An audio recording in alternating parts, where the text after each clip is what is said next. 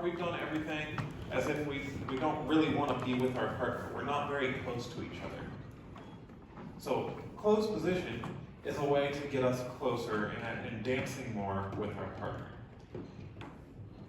This hand is actually going to be pretty much the same. We're going to keep this hand together. We want it right about shoulder height.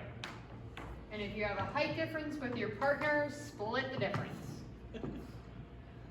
Yeah, you don't want it way up here. You don't want it way down here. So about shoulder height. If it's not quite shoulder height, if it's slightly lower, that's okay. If it's slightly higher, that's also okay. No, Dale, this is splitting the difference. Understood. You split the difference. Yeah, splitting the difference. Yes, you have to. There's not really another option.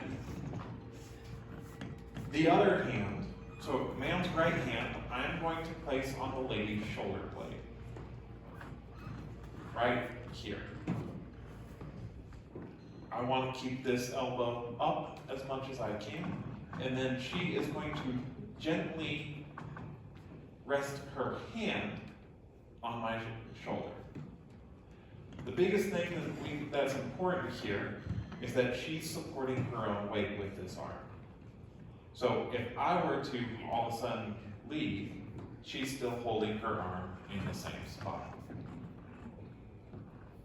If she's not, what happens is this arm just ends up falling, and then you don't have a very good lead anymore, which isn't as important in round dancing, but I like dancing with my partner. I like being able to lead her. It's that illusion of control that I have. So, and I do that by keeping this arm up, and this is always in contact, but we're both supporting our own weight. And as you can tell, she knows that I'm turning based upon this, even though I didn't tell her that we were turning. So the other thing I like to do, guys, that I think is really helpful, it's so hard to keep this arm up in that position. So, yes, Chelsea? Us women do it just fine. We don't get fancy hand trick like you do, and I keep Yeah, this but elbow up just fine. it's really easier with the hand in this position than over here. Maybe. Your arms are lighter. That's true too. I'm not sure whether or not that's a compliment.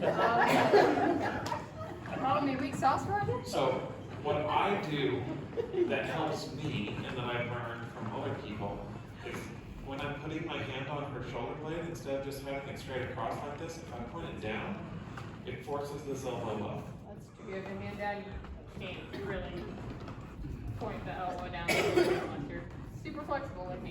You're this way. So that's what I will do in here, is I'll keep this hand pointed down to help keep my elbow up. You do not have to be touching bellies, especially when you're skinny. Sometimes touching bellies is actually really super close together. So, but it does help a little bit in terms of lead. The idea is no matter how far apart you are from your partner, you still want to have a little bit of tension here where the man is holding onto your shoulder blade. So lean into it just a bit. Don't make him support your weight or anything.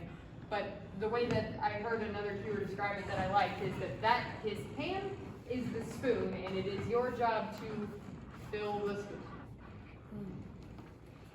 And the reason why it's important to have that little bit of tension is because how is she going, if I'm stepping forward towards her, she needs to know that I'm stepping forward towards her.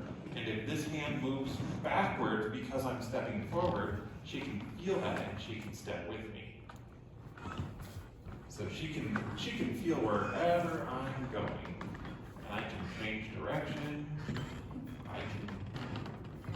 Really, it's this connection here that makes it so that I can lead her. I'm not doing a whole bunch of crazy stuff with this other hand. I'm just maintaining a steady frame for her to fill.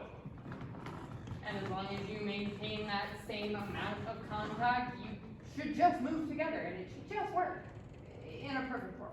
In a perfect world. It doesn't always work that way. So let's all get into closed position.